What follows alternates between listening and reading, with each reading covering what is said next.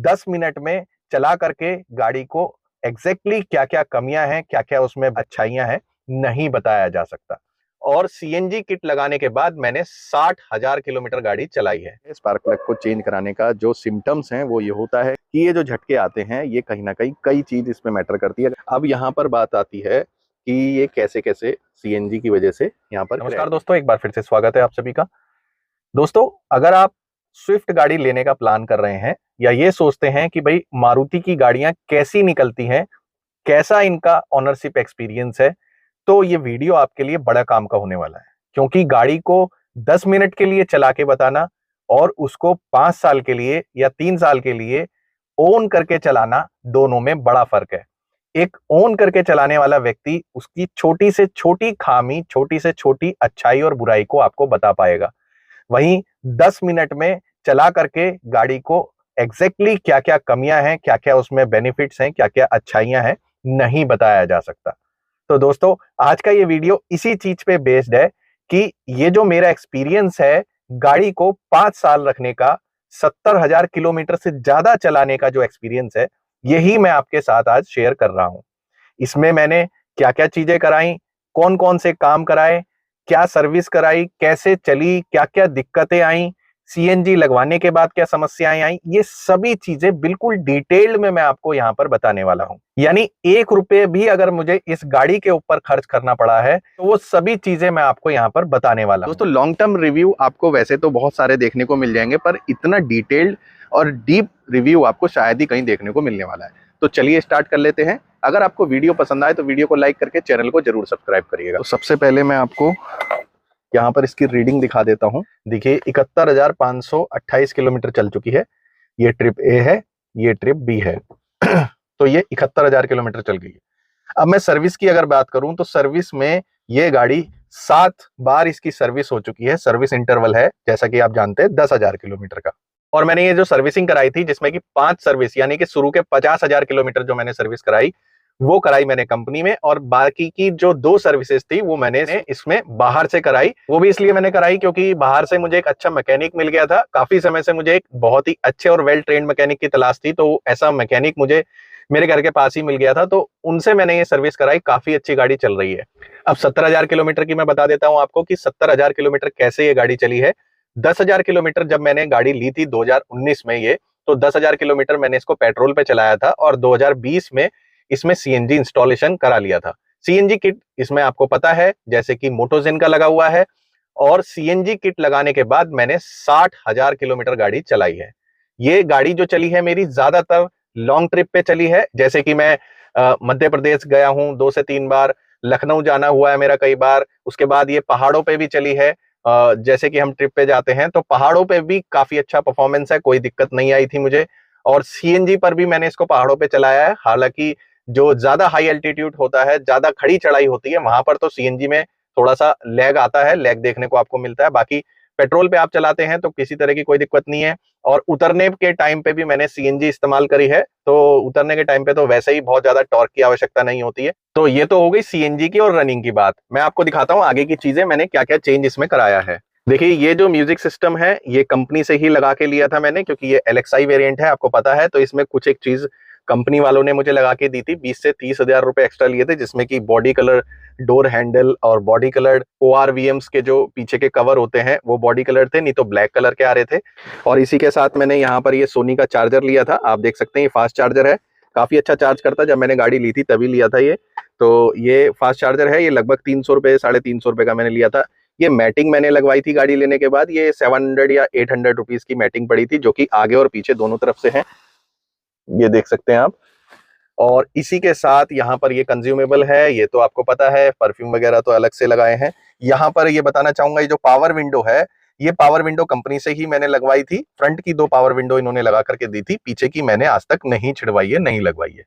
CNG का switch मैंने यहाँ प्लेस कराया था, आप देख सकते हैं। इसी के साथ इसके ऑडियो सिस्टम का तो मैं खास बात बता दूं आपको कि ये जो पाइनियर का सिस्टम है, कुछ लोगों को नहीं जानकारी, और वो आजकल के जो चाइनीज टच स्क्रीन आ रही है वो लगवा लेते हैं। उनका पावर आउटपुट यानी कि ऑडियो आउटपुट बिल्कुल बेकार है, बिल्कुल घटिया होता है। 10 से 12 वाट का ही उसमें कैपेसिटी होता है। यहाँ पर ये 50 वाट का पावर आउटपुट है इसका, 50 वाट RMS के साथ ये आता है। पाइनियर का डबल डिन का जो म्यूजिक सिस्टम है काफी अच्छा है, ब्लूटूथ कनेक्टिविटी के साथ है। यहाँ पर आप यूएसबी केबल लगा सकते हैं, ऑक्स केबल का भी सिस्टम है। इसी के साथ कंपनी ने इसमें मेरे से लगभग 30,000 रुपए लिए थे और ये 2 स्पीकर ही दिए थे JBL के, फ्रंट के 2 स्पीकर। पीछे के जो डोर स्पीकर जो थे मैंने खुद परचेज किए थे करोल बाग से, वो भी मैंने JBL के ही लिए थे। तो पीछे के मैंने एडिशनली लगाए थे लगभग 1800 रुपए के। मैं आपको हर एक का प्राइस बताता हुआ चल रहा हूं ताकि आप अगर कभी बाहर से भी कुछ सामान एडिशनली लगवाते हैं तो आपको आइडिया रहे। और यहाँ पर जो ये IRVM है, ये डे नाइट नहीं है, LXI मॉडल में ये बेसिक आता है। अगर इसको डे नाइट में लेना हो तो 500 रुपीज आप एक्स्ट्रा पे करके इसको डे नाइट का लगवा सकते हैं। वैसे मेरी नाइट की रनिंग कम है, कभी टूर पे जाना होता है तो तभी इसकी जरूरत पड़ती है, अदरवाइज दिल्ली सिटी में तो मैं नाइट में कम ही चलता हूँ। तो ये तो हो गई ये बातें। और अगर सर्विस कॉस्ट की मैं बात करूं तो यहाँ पर मेरे को 3,000 रुपए, 2500 से 3,000 रुपए का कंपनी में सर्विस करवाने का जो कॉस्टिंग था वो आता है। और अगर आप बाहर से कराएंगे तो 500-600 रुपए या 700 रुपए तो सर्विसिंग का चार्ज लेते हैं मैकेनिक। और आपका इंजन ऑयल, एयर फिल्टर और आपका ऑयल फिल्टर गाड़ी का, ये 3 चीजें मैंडेटरी हैं, जरूर चेंज कराएं। Engine oil, air filter, oil filter, ये मैं हर सर्विस पे चेंज कराता हूँ। सर्विस कितने किलोमीटर पे कराता हूँ? मैं 9 से 9,500 किलोमीटर पे सर्विस करा लेता हूँ, क्योंकि इसमें CNG इंस्टॉल्ड है। तो CNG पर थोड़ा सा आप जल्दी सर्विस करा लेंगे तो आपकी गाड़ी में कोई प्रॉब्लम देखने को नहीं मिलती आपको। माइलेज की अगर मैं बात करूं तो सिटी में ये 25 तक का माइलेज निकाल देती है, 24-25 का माइलेज सिटी में निकलता है। और अगर हाईवे पे लेके जाएंगे तो नॉन AC में ये 35 प्लस का भी माइलेज निकाल करके दे देती है। पेट्रोल की मैं बात करूं तो सिटी में आपको 16-17 का माइलेज ये स्विफ्ट दे देती है, ये BS4 स्विफ्ट है। और इसी के साथ अगर आप हाईवे पर चलते हैं पेट्रोल से तो आपको 20-21 का माइलेज बड़े आराम से मिल जाता है स्विफ्ट BS4 के साथ। हालांकि BS6 जो अब इंजन आया है, Z सीरीज इंजन, ये इंजन जो है 3 सिलेंडर इंजन है, इसका माइलेज ये जो BS4 4 सिलेंडर इंजन है इससे भी थोड़ा सा इंप्रूव्ड ही हुआ है, कम नहीं हुआ है। और इसी के साथ मैंने ये स्टीयरिंग माउंटेड कंट्रोल भी आफ्टर मार्केट इंस्टॉल कराए थे करोल बाग से। बेसिकली मैंने 3-4 चीजें ही चेंज कराई थी। एक तो ये स्टीयरिंग माउंटेड कंट्रोल लगवाया था, मुझे लगा कि थोड़ा सा जरूरत है इसकी, जरूरी है ये। और ये मैटिंग उसी दिन लगवाई थी, साथ में पीछे के 2 JBL के स्पीकर भी मैंने सेम डे लगवाए थे। तो ये लगभग मुझे 3,000 रुपए का पड़ा था, 3,000-3,500 रुपए के लगभग का। तो ये काफी काम दे रहा है, क्योंकि कॉल अटेंड करनी हो तो यहीं से कर सकते हैं, बाकी प्ले, पॉज, नेक्स्ट, फॉरवर्ड यहाँ से आप कर सकते हैं, म्यूट वगैरह का ऑप्शन है। हालांकि ये कंपनी फिटेड में जो आता है वहां पे कॉल उठाने के लिए यहाँ पे 3 बटन दिए होते हैं, कॉल डिस्कनेक्ट करने के लिए, कॉल अटेंड करने के लिए और ब्लूटूथ का। तो वो सब फंक्शनिंग इन्होंने थोड़ा सा यहाँ पे दे दी है। हालांकि मैं बहुत अच्छा नहीं कहूंगा इसको, इसका जो वॉल्यूम आपका बटन है वो थोड़ा सा प्रॉब्लम कर रहा है अभी। वॉल्यूम आपका बटन ठीक से कभी कभी काम नहीं करता है। को लगभग 5 साल ही हो गए हैं, क्योंकि मैंने जब गाड़ी ली थी उसके कुछ दिन के बाद ही ये सभी इंस्टॉलेशन करा लिया था। और अब चलते हैं बाहर, मैं आपको चीजें कुछ दिखा देता हूँ क्या क्या चीजें चेंज हुई है। तो यहाँ पर आप देख सकते हैं मैंने टायर्स चेंज कराए हैं। और टायर्स में पहले भी इसमें अपोलो के ही 3G टायर लगे हुए थे, अब मैंने अपोलो के 4G टायर लिए हैं। और ये जो टायर मैंने चेंज कराए हैं लगभग 65,000 किलोमीटर पे मैंने टायर चेंज कराया था। 65,000 किलोमीटर चलने के बाद टायर की स्थिति बिल्कुल खराब हो गई थी, मतलब चलने लायक ज्यादा नहीं थे। लगभग ये 3300 रुपए का एक टायर मुझे पड़ा है, आप देख सकते हैं। और साइड से कंडीशन में आपको दिखा देता हूँ गाड़ी की, कुछ इस तरीके से है। यहाँ पर एक स्क्रैच है, नीचे थोड़े से स्क्रैचेस हैं, ये अभी मैंने क्लेम नहीं लिया है, यहाँ पर है। मैं आपको पूरी गाड़ी दिखा देता हूँ एक बार। ये कुछ है, ये स्टिकर मैंने 30 रुपए का लिया था यहाँ पे लगाने के लिए।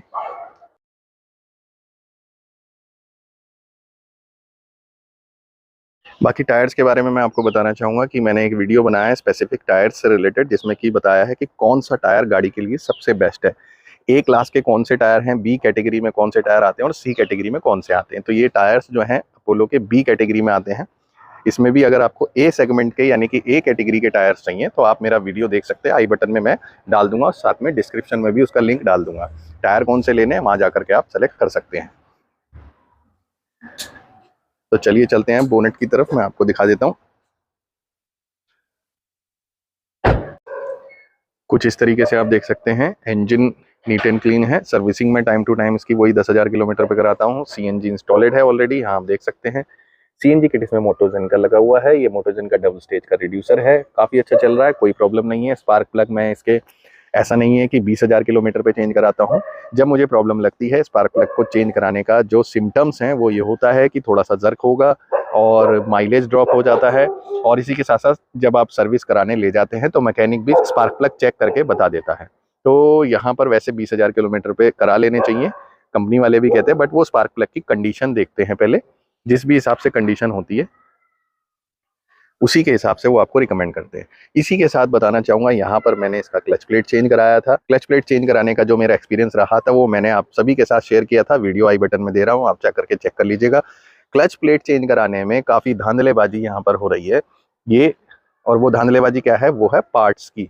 यानी कि गाड़ी में आप जेन्युइन पार्ट्स का एक्सपेक्टेशन नहीं कर सकते अगर आप कहीं बाहर से ले रहे हैं।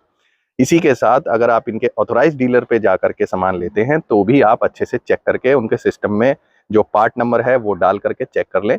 वो चेक करने के बाद ही ओरिजिनल पार्ट आप लेके आएँ, क्योंकि बाहर क्या है कि बिल्कुल सेम हूबहू पार्ट आपको कॉपी पार्ट मिल रहे हैं जो कि दिक्कत करते हैं, परेशानी करते हैं।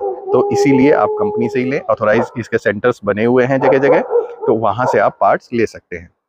और एक चीज़ मैं आपके साथ शेयर करना चाहूँगा कि मेरे को यहाँ पर सीएनजी लगाने के बाद कुछ टाइम बाद थोड़ा सा जर्क का प्रॉब्लम आया था, यानी कि 1 से 1.5 साल के बाद गाड़ी में थोड़े से झटके आ रहे थे, जिसके ऊपर मैं पहले भी वीडियोस बना चुका हूँ। आपको फिर से बता देता हूँ कि ये जो झटके आते हैं ये कहीं ना कहीं कई चीज़ इसमें मैटर करती है। अगर सीएनजी की सेटिंग सही ना हो तो भी प्रॉब्लम्स आती हैं, इग्निशन कॉइल में कुछ प्रॉब्लम हो तो भी ये दिक्कत आती है, स्पार्क प्लग का गैप अगर सही ना हो तो भी प्रॉब्लम आती है। अब तो यहाँ पर मैंने स्पार्क प्लग के गैप को थोड़ा सा रीअरेंज किया था, क्योंकि ये पेट्रोल कार थी, कंपनी फिटेड सीएनजी नहीं थी, तो यहाँ पर स्पार्क प्लग का थोड़ा सा गैप मेंटेन करना पड़ता है।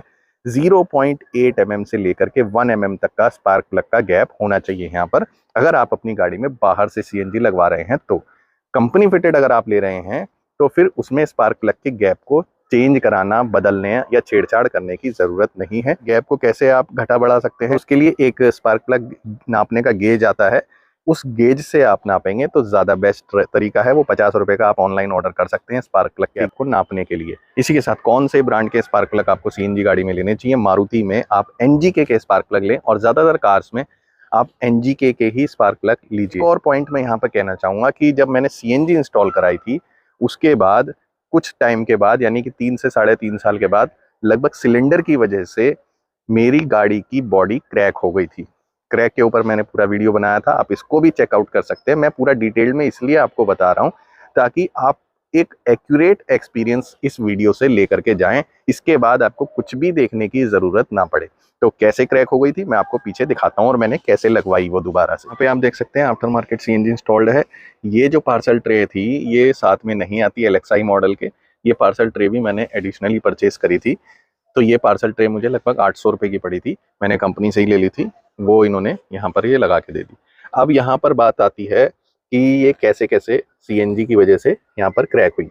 तो आप ये देख सकते हैं, ये मैंने यहाँ पर इसको प्रॉपर तरीके से वेल्ड कराया है गैस वेल्डिंग से। हालांकि उतनी ज़्यादा स्ट्रॉन्ग होती नहीं है गैस वेल्डिंग, बट फिर भी मैंने इस पर एक्स्ट्रा एडिशनल प्लेट्स लगवाई हैं और साथ में ये स्टैंड भी चेंज कराया है। तो यहाँ पर आप देखेंगे इस तरीके से प्लेटिंग लगवानी पड़ी ताकि ये चद्दर क्रैक ना हो। उससे पहले क्या था, ये प्लेट नहीं थी, इसके ऊपर सीएनजी का जो स्टैंड होता है वो कसा हुआ था और वो ब्रेकिंग लेने से बार बार झटके से धीरे धीरे क्रैक हो गई थी। इस तरफ से ठीक थी बिल्कुल, बट वो दोनों ही तरफ से मैंने कराना पड़ा ये। तो इसमें मेरा लगभग 1000 रुपये का खर्चा आ गया था ये सभी चीज़ें वेल्ड कराने में। वेल्ड कराने के बाद मैंने यहाँ पर ये ब्लैक कलर से पेंट करा दिया था ताकि इसमें जंग वगैरह ना लगे। ये देखिए अब तो अब ये काफ़ी मजबूत है, अब ये कहीं नहीं जाएगा। स्टैंड भी चेंज कराया और इसके साथ साथ ये वेल्ड भी करा लिया था। तो दोस्तों ये पहले ही से मैं आपको इसलिए बता रहा हूँ कि भाई अगर आप सीएनजी कार नहीं लेते हैं, बाहर से सीएनजी लगवाते हैं, तो इस प्रकार की समस्या आपको आ सकती है। आपको क्या करना है, जब कभी भी आप स्टैंड लगवाते हैं, यानी कि सीएनजी जब लगवाने जाएं, तो कोशिश करिए ये जो हिस्सा है, ये यहाँ पर एक गलत किया हुआ है सीएनजी वाले ने, ये थोड़ा सा चौड़ी प्लेट होनी चाहिए यहाँ पर जितनी चौड़ी प्लेट होगी उतना ज्यादा उसको स्पेस मिल पाएगा सिलेंडर को रोके रखने का, तो वो चद्दर क्रैक नहीं होगी। यहाँ पर देखेंगे आप इतनी ज़्यादा है नहीं है, तो ये कुछ स्पेस बच के आता है सीएनजी स्टैंड को चेंज कराने के बाद। पहले क्या था, नीचे ही स्टैंड था तो उसकी वजह से प्रॉब्लम आती थी। इसी के साथ दोस्तों एक और इम्पॉर्टेंट पॉइंट बताना चाहूँगा कि यहाँ पर मैंने एमरॉन का बैटरी लिया था, ये 3 साल में ही खराब हो गई थी, जो कंपनी फिटेड आई थी। तो वो भी एमरॉन का था, ये भी एमरॉन की है। ये एमरॉन की बैटरी मैंने लगभग 2300 या 2400 रुपये के समथिंग की पड़ी थी मुझे पुरानी बैटरी देने के बाद। तो ये चेंज करानी पड़ी क्योंकि बैटरी बिल्कुल ड्रेन हो गई थी, सेल्फ वगैरह कुछ भी नहीं लग रहा था। तो जो कंपनी फिटेड बैटरी आती है वो 3 से 3.5 साल ही मैक्सिमम चल पाती है। साथ में इसमें सिंथेटिक ऑयल का इस्तेमाल करता हूँ। जब भी सर्विस कराता हूँ सिंथेटिक इंजन ऑयल ही लीजिएगा अगर आपकी गाड़ी सीएनजी है और आपकी गाड़ी की रनिंग बहुत कम है, पेट्रोल गाड़ी है, तो आप सेमी सिंथेटिक इंजन ऑयल भी डलवा सकते हैं। नॉर्मल इंजन ऑयल भी आप इस्तेमाल कर सकते हैं, बट सिंथेटिक काफ़ी अच्छा इंजन ऑयल होता है। इसमें कूलेंट, ब्रेक ऑयल, ये दोनों ही चीज़ें मैं हर 20,000 किलोमीटर पर चेंज करा देता हूँ, क्योंकि कूलेंट जो है वो ज़्यादातर गाड़ी का मेन पार्ट है, मेन कंपोनेंट है। तो कूलेंट की जो क्वालिटी है वो किलोमीटर चलने के साथ साथ धीरे धीरे कम होती चली जाती है, डिग्रेड होती जाती है, जिसकी वजह से हर 20,000 किलोमीटर पर मैं इसको फ्लश करवा करके दोबारा से नया चेंज करा लेता हूँ। तो हर दूसरी, चौथी, छठी यानी कि अल्टरनेट सर्विस पर ब्रेक ऑयल, कूलेंट चेंज करा लेनी चाहिए। तो ये तो चीज़ें वो हो गई कि मैंने क्या क्या इसमें चेंज कराया। अब मैं बात करता हूँ कि भाई चलने में कैसी है, क्या क्या दिक्कतें आई मुझे बाद में, एक दो और मैं आपके साथ शेयर कर देता हूँ। तो दोस्तों 5 साल पहले जो रनिंग थी मेरी गाड़ी की, यानी कि जैसे नई पे चलती थी, उससे थोड़ा सा चेंजेस क्या है कि भाई जब खराब रास्ते होते हैं उस समय पर प्लास्टिक ट्रिम्स की थोड़ी सी आवाज़ आपको देखने को मिलती है यहाँ पर। और ये जो शीशे हैं यानी कि फ्रंट जो विंडोज़ हैं, ये थोड़े से अगर खुले हुए हों, इतने अगर खुले हुए होते हैं तो खड़खड़ खड़खड़ जैसे डीटीसी बसों में आवाज़ आती है ना, ऐसी थोड़ी सी आवाज़ आती है। उसके पीछे का कारण मैं आपको दिखा देता हूँ।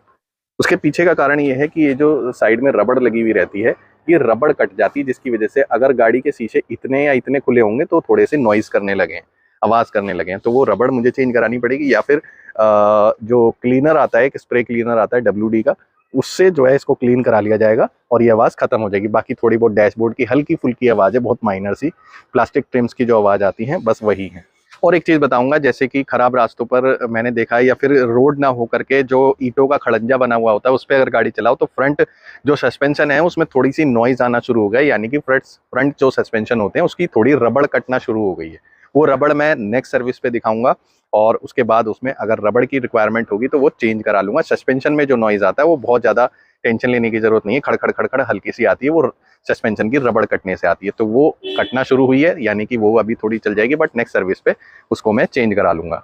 बाकी चलने में, माइलेज में, पिकअप में कोई प्रॉब्लम नहीं है, जर्क भी नहीं है गाड़ी में बिल्कुल भी। जैसा माइलेज पहले देती थी गाड़ी नई थी, वैसा ही माइलेज आज भी दे रही है। जो गाड़ी में पावर और पिकअप पहले था, लगभग उतना ही पावर एंड पिकअप अब है। जो चीज़ मैं आपको बता रहा हूँ इसी पे आपको विश्वास करना पड़ेगा, क्योंकि मैं चला रहा हूँ तो मुझे पता है। हालांकि ये चीज़ें जब तक आदमी खुद चला के ना देख ले तो ट्रस्ट हो नहीं पाता है, बट फिर भी अगर आप मुझे देख रहे हैं तो ये चीज़ें मैं आपको विश्वास के साथ कह सकता हूँ कि भाई चीज़ें मुझे जो पहले थी लगभग वैसी ही हैं। ज़्यादा से ज़्यादा 10 से 15% कुछ अगर डिग्रेडेशन हुई होगी पावर पिकअप में तो वो ही हुई होगी, उससे ज़्यादा बिल्कुल नहीं है। और हाँ, एक चीज़ और, इसमें मैंने फ्रंट ब्रेक पैड यानी कि डिस्क पैड चेंज कराए थे 2 बार। एक बार मैंने गलती से यहाँ पर बॉश के ब्रेक पैड ले लिए थे जो कि घटिया थे बिल्कुल, मेरे को उसको 10,000 किलोमीटर चलाने के बाद ही चेंज कराना पड़ा। और उसके बाद मैंने MGP के ही लिए जो कि काफ़ी अच्छे हैं, इसमें नॉइज़ भी नहीं है किसी तरीके का और इनकी लाइफ भी अच्छी है। बॉश के में क्या था कि भाई उसमें नॉइज़ ज़्यादा आना शुरू हो गया था, जब भी आप ब्रेक मारते थे तो चूं चूं चूं की आवाज़ आने लगी थी, इस वजह से मुझे वो निकलवाने पड़े। तो जो ब्रेक पैड थे वो 1200-1300 रुपये के उस समय पे आते हैं MGP के, अब 1400 के हो गए होंगे ज़्यादा से ज़्यादा। तो आप MGP के ब्रेक पैड्स ही लीजिएगा। अब दोस्तों एक चीज़ और कहूँगा, इसमें काफ़ी लोग ये कहेंगे हम तो इतने किलोमीटर चला ली, गाड़ी की बैंड बज गई, या ऐसे चला ली गाड़ी में ये दिक्कतें आ गई। तो देखिए बहुत सारी चीज़ें गाड़ी में चलाने से पता चलता है, यानी कि आपकी ड्राइविंग कैसी है, आपका ड्राइविंग एक्सपीरियंस कैसा है, पैटर्न कैसा है, उसके ऊपर बहुत हद तक गाड़ी डिपेंड करती है कि गाड़ी कितने साल आप रख पाएंगे। तो यहाँ पर मैं बहुत ज़्यादा सडन एक्सेलरेशन नहीं करता हूँ, बहुत ज़्यादा हार्ड एक्सेलरेशन नहीं करता, आराम से गाड़ी को चलाता हूँ। बहुत ज़्यादा हाई स्पीड पर भी मैं नहीं चलाता, मैक्सिमम मेरी जो स्पीड हाईवे पे रहती है 100 या 110 ही रहती है। तो इस तरीके से गाड़ी को चलाना होता है। बाकी तो जब आप गाड़ी ओन करते हैं तभी रियल एक्सपीरियंस शेयर कर पाते हैं। कुछ लोग क्या करते हैं, गाड़ी को एक बार उन्होंने ड्राइव किया, नई गाड़ी को या जैसे भी है, और ड्राइव करके चीज़ें बता दी। तो देखिए ड्राइव करके चीज़ें बताने में और गाड़ी को ओन करके उसका एक्सपीरियंस शेयर करने में बड़ा फ़र्क होता है। यहाँ पर ओन करके 4 साल, 5 साल, 3 साल जब आप गाड़ी का एक्सपीरियंस शेयर करते हैं तो वो एक एक्यूरेसी के साथ निकल के आता है। 10 मिनट के ड्राइविंग करने के बाद कोई भी गाड़ी का एक्सपीरियंस इतनी एक्यूरेसी के साथ नहीं बता पाता है। बाकी आप सब कमेंट कर सकते हैं, अगर आपके पास स्विफ्ट कार है या मारुति की कोई सी भी गाड़ी है, आपका एक्सपीरियंस कैसा रहा, आपने क्या क्या चीज़ें चेंज कराई और क्या दिक्कतें आपको फेस करनी पड़ रही है। इसके बावजूद भी अगर आपको मेरे इस ऑनरशिप रिव्यू में कुछ कमी लगी हो तो भी आपका स्वागत है कमेंट बॉक्स में। दोस्तों इस वीडियो में इतना ही, जल्दी मिलेंगे अगले वीडियो में, तब तक आपका बहुत बहुत धन्यवाद।